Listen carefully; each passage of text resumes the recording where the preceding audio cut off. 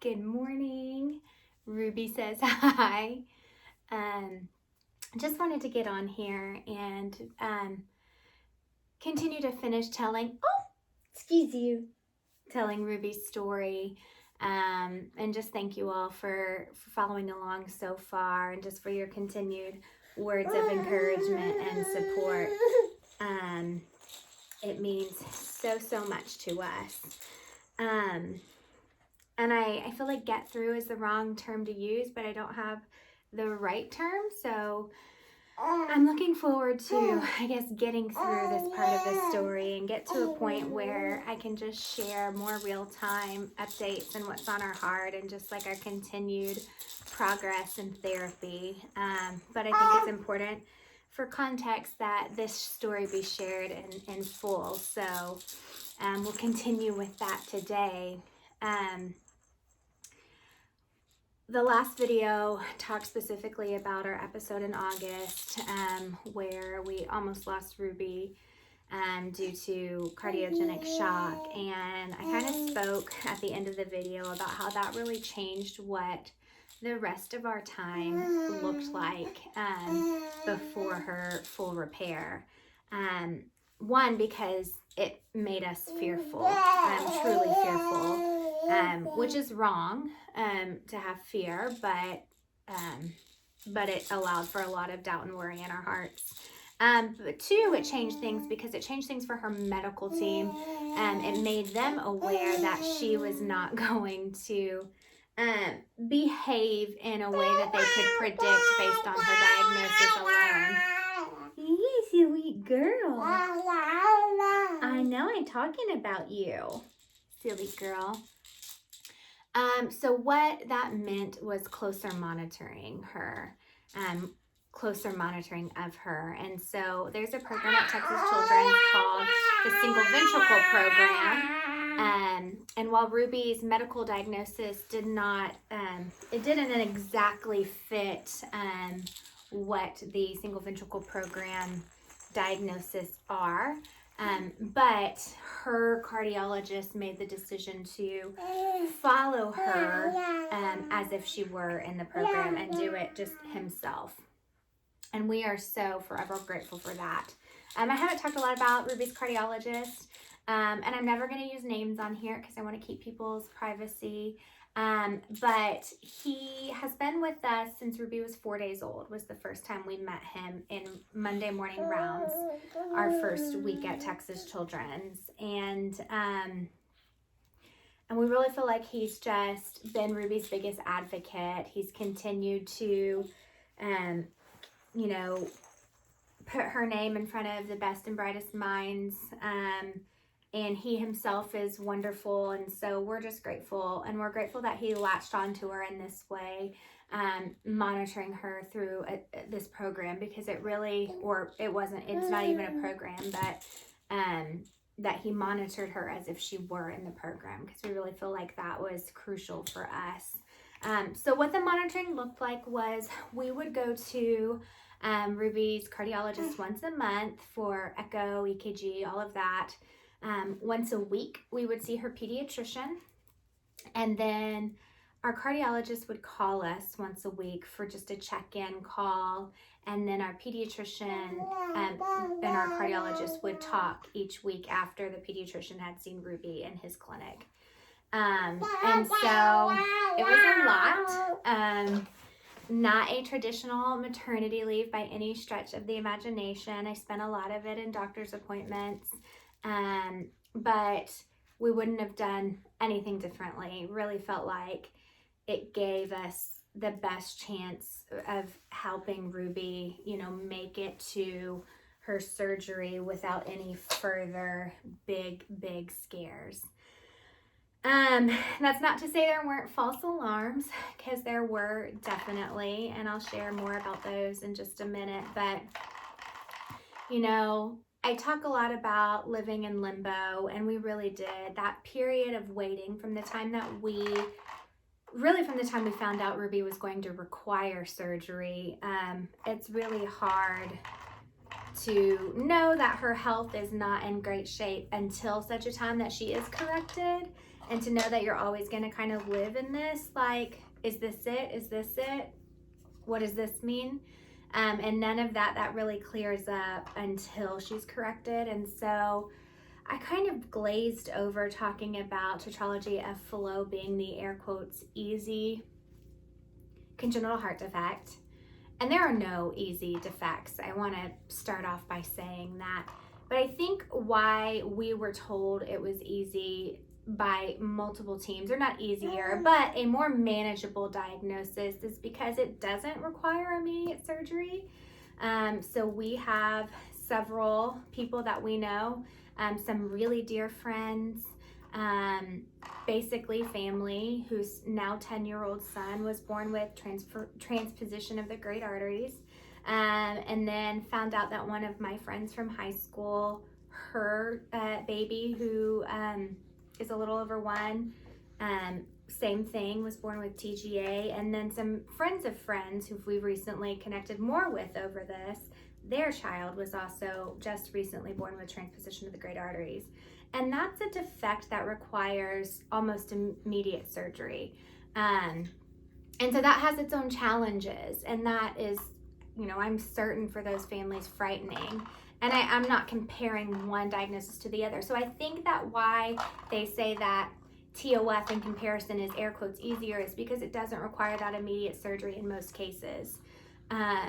You can wait until a baby is older and stronger and may be able to better withstand open heart surgery.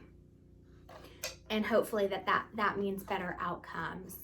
But like I said, Ruby was not typical. She's playing with a little toy down here. So Ruby was not typical.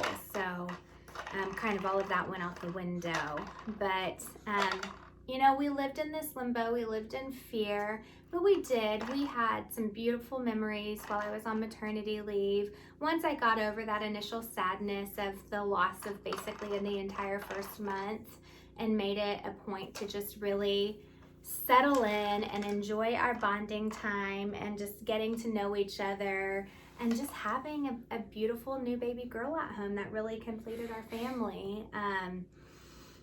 So we got to do normal maternity leave things like stay in jammies on some days and roll around on our activity mat. And her favorite place to sleep when she was a baby was literally, I would sit like cross-legged in the recliner and she would just put her head in between my knees and her legs towards my stomach. And we lived there for a couple of months, and that was just pure bliss. Obviously lots of doctor's appointments. But then there were those days where something would happen and I don't know if it was like her coloring looked off or her oxygen on her outlet had been lower or higher, or just not in normal range. Just all of these things, something would happen and I would spend the whole day at that point monitoring her oxygen, counting her respirations, holding her, not just because I wanted to, but because I was afraid to set her down. And so I let those days eat up so much of me and so much of our time. And I'll never forget, I talked about we left the NICU on basically just one medication, and that was the Livenox injections. But we left the cardiac ICU on blood pressure medication, a diuretic, the Livenox again, aspirin, and then a multivitamin. So I'll never forget my first day at home with her was the day after we came home from the hospital, and I drew up all of her meds and I brought it into her room on her changing table, and I just took a picture of it and sent it to James and was like, what's your morning look like? And I think like that, kind of really hit home, like how different things are gonna be. Oh goodness, you got your bow. But I'll talk a little bit more in just a minute about some of the scares that we had and what those things look like. But yeah, we were so happy to have her home, and we lived in fear and worry more than we should have, especially knowing that God had already saw us through some really bad times. But ultimately, it was newborn bliss. Yeah. Letting go of every single dream, I lay each one down at your feet. Every moment of my wandering never changes what you see. I've tried to win this war, I confess. My hands are weary, I need your rest. Mighty warrior, king of the fight. No matter what I face, you're by my side. When you don't move the mountains, I'm needing you to move. When you don't part the waters, I wish I could walk through. When you don't give the answers, as I cry out to you, I will trust, I will trust, I will trust in you. So, we, in addition to doctor's appointments, I think we probably ended up having 3 emergency room visits throughout the course of our time.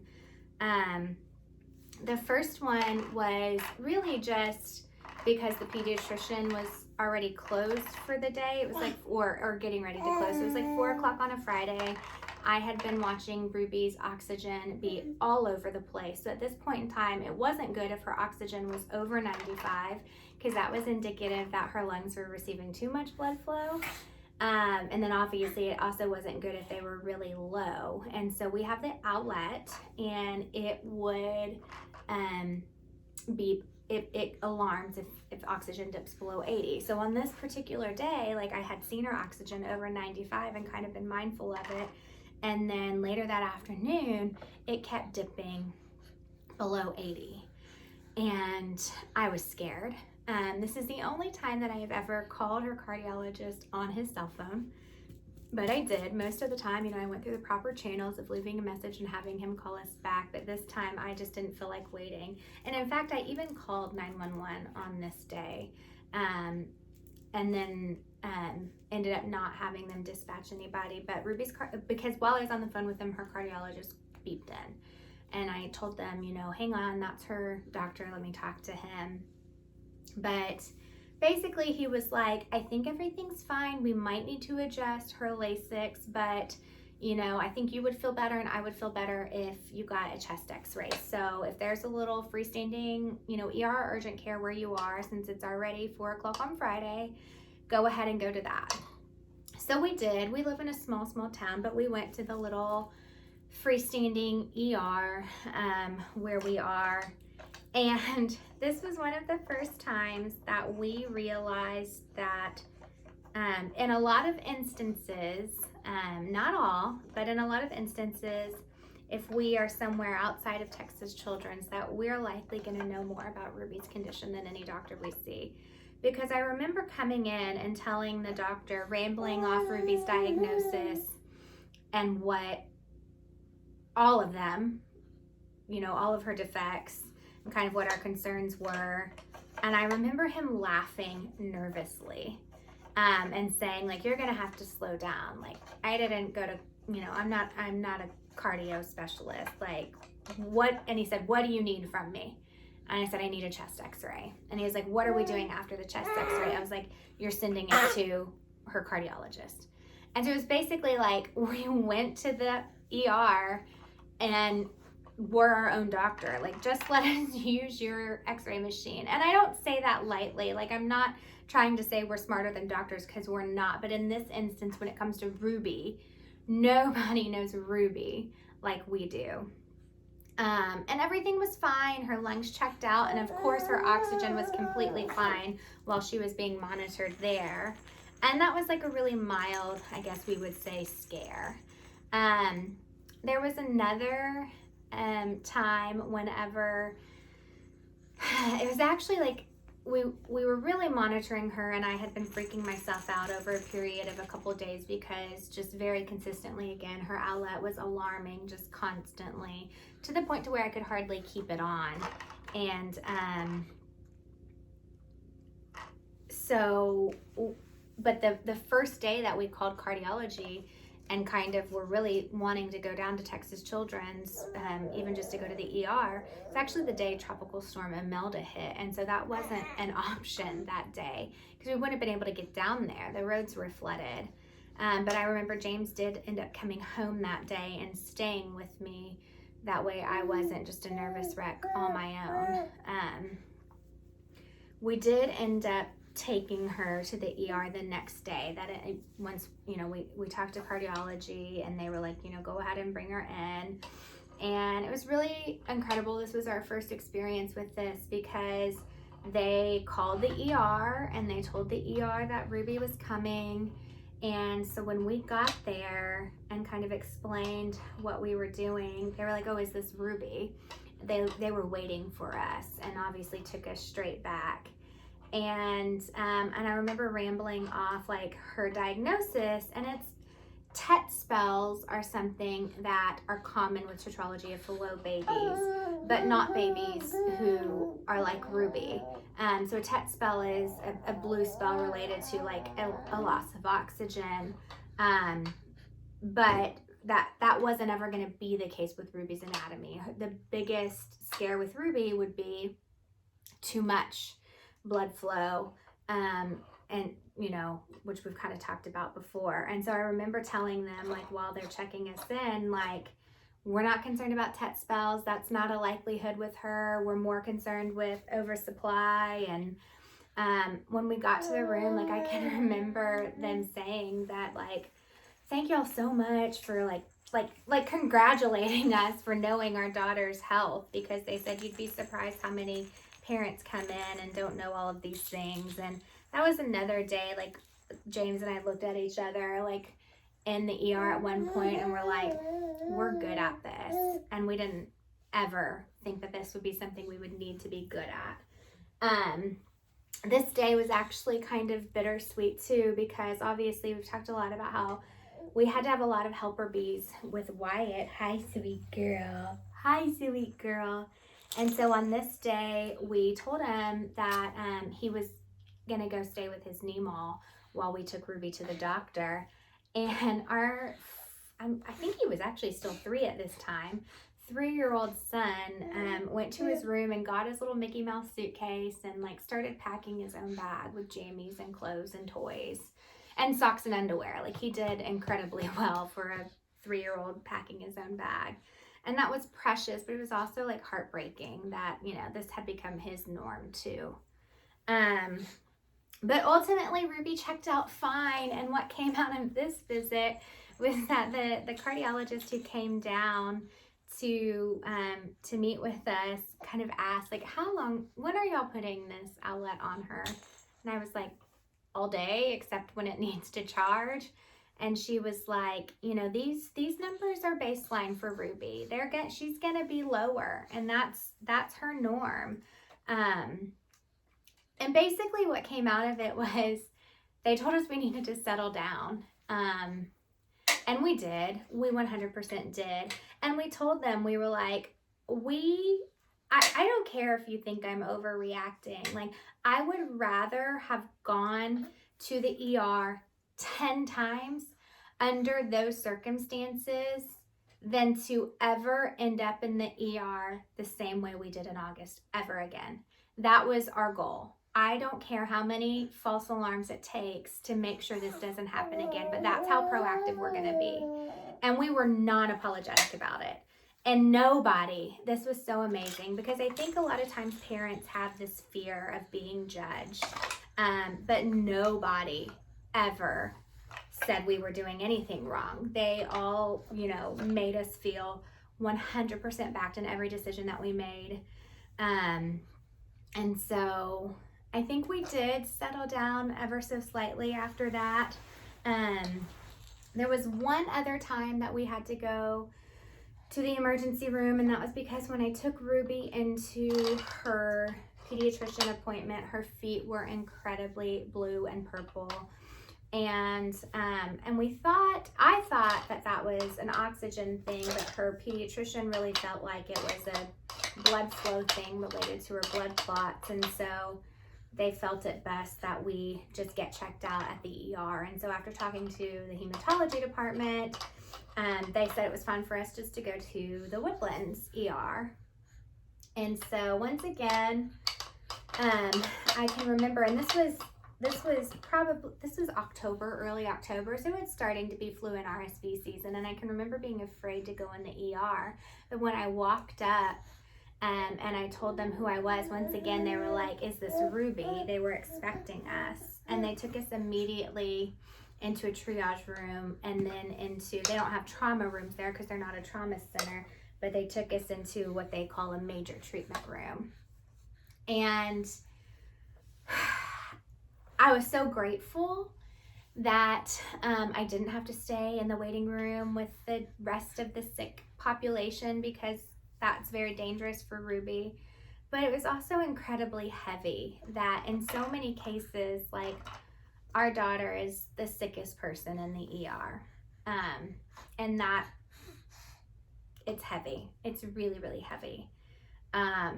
But also, like I said, we were really grateful for it. So once again, everything checked out fine that night, and we, say it again, say it 100 times. Like, we'll, if that's what it takes, then we'll do that over and over again. So yeah, things were just moving right along. We were settling in. I think, starting to drop medicines here and there. And just loving every minute of seeing sweet Ruby get so big. Truth is, you know what tomorrow brings. There's not a day ahead you have not seen. So in all things, be my life and bread. I want what you want, Lord, and nothing less. When you don't move the mountains, I'm needing you to move. When you don't part the waters, I wish I could walk through.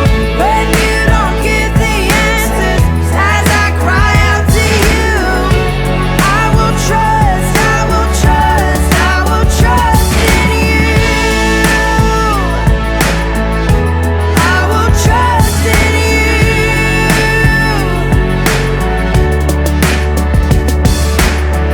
You are my strength and comfort. You are my steady hand. You are my firm foundation, the rock on which I stand. Your ways are always higher. Your plans are always good. There's not a place where I'll go you've not already said. When you don't move. Ruby's rolling around on the ground. She just wanted to be a little roly-poly, so that's why you don't see her anymore, but you're probably gonna hear her. I know everybody's kind of settling into like COVID-19 and staying at home, and it's really nothing new for us. It's kind of how we lived our life even previous to all of this, because of flu and RSV season. We really hunkered down. We didn't have a lot of visitors in our home. We didn't go to a lot of functions. We didn't go out to eat.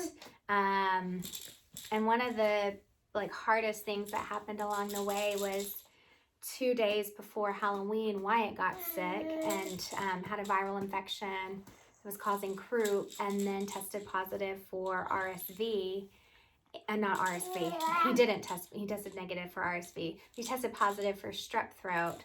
And so we made the difficult decision to basically postpone our Halloween, and he and James went to go stay with my mother-in-law, and Ruby and I stayed home. And I was just really devastated, because you only get so many Halloweens with your littles when they're super, super excited about it. And I was just so upset that this was happening. But what came out of it was so beautiful. We we talked to a lot of our friends and family and kind of let them know that we were going to take Wyatt trick-or-treating on Saturday. So he started his antibiotics. So by Saturday, he had been on antibiotics for 48 hours and wasn't contagious anymore. So he came home, and that evening we got him and Ruby dressed up and took pictures and took them to like these pre-selected houses of our friends and family in the area, and they went trick-or-treating, and it was so special. And Wyatt loved it, and he had no idea that it wasn't really Halloween, except that he wasn't trick-or-treating with my nephews Emmett and Hayes.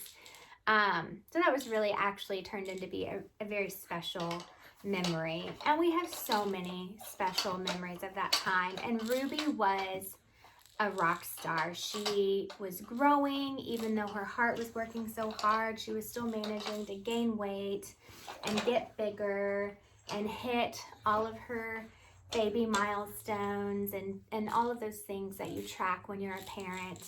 And we had Thanksgiving. We ended up having a small Thanksgiving at our home with just our moms. And then Christmas time came around, and we had just a beautiful, beautiful Christmas, making lots of memories with the both of them. The week of Christmas, and kind of the week before, we had talked to cardiology once about it, and they told us just to kind of keep an eye on it. But the week of Christmas, Ruby's oxygen had began declining even further, to the point to where multiple times in the night when it alarmed, like her lows were like 75 and under. And then it got to the point to where the outlet, which is not meant for heart babies, it got hard for it to even track her oxygen at all because it was so low.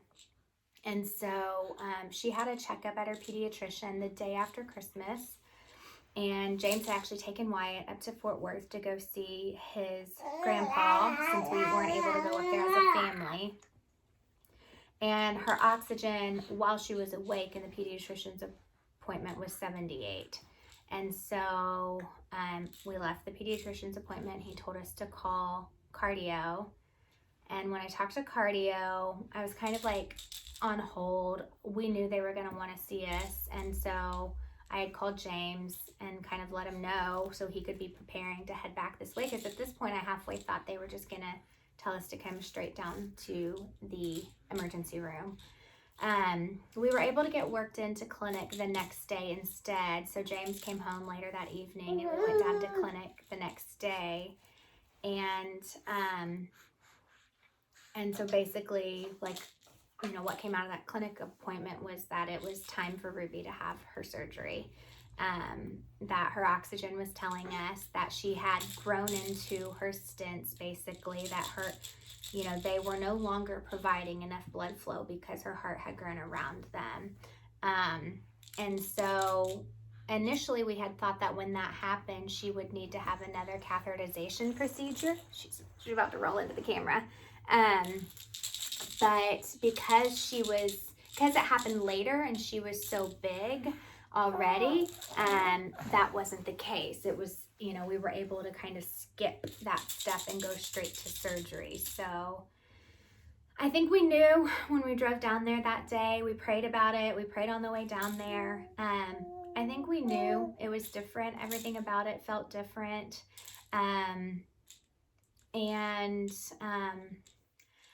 And those were the words like we had longed to hear.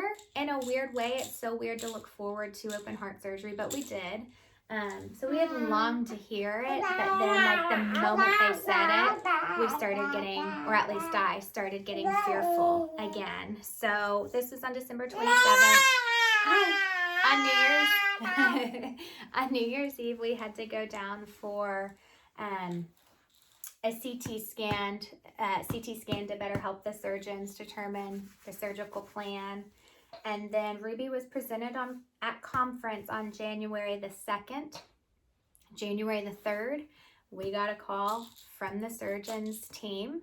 We were assigned a surgeon, and scheduled for surgery the next Friday. And it all happened so fast. I think I expected, like, by the time they told us we were having surgery, I think we thought it would be like a month later, and it ended up being like exactly 2 weeks later. Which is probably good because we didn't have as much time to be really scared and upset about it, but it also came with its own challenges. And I can remember there's a group on Facebook for TCH Heart parents that has been invaluable to us for just resources and support. And I had connected with another family on this who actually we have a mutual friend. And she had asked me if I knew who our surgeon was and if I was going to be requesting a surgeon, and told me like, oh, so-and-so did ours and you need to request him. And I told her, and I meant every word of this, I said, I really hesitated to request, even though I've heard amazing things about the surgeon who did her daughter's surgery. I said, because if I would have requested a cardiologist, I wouldn't have requested a second-year fellow as our primary cardiologist. But, now looking back, like I wouldn't have wanted anybody else to be our cardiologist. And so I firmly believe that God places like the people and the doctors and the teams in your life that are supposed to be there. So it was kind of good that we didn't have a lot of time to worry. And the next couple of weeks, like James and I both cope easily in action mode. And so it was just about like, okay, like what do we need? Let's get ready. Like, let's get prepared. And our daughter's going to have her surgery, and we're going to have to stop living in this fear and this limbo. So like I said, weird to have been so excited about open heart surgery, but it really was an answer to our prayers. We did not know what awaited us once her open heart surgery happened. And so I'll stop here for today and save that one for another day. But thank you again from the bottom of our hearts for watching along and loving on our family. We love you.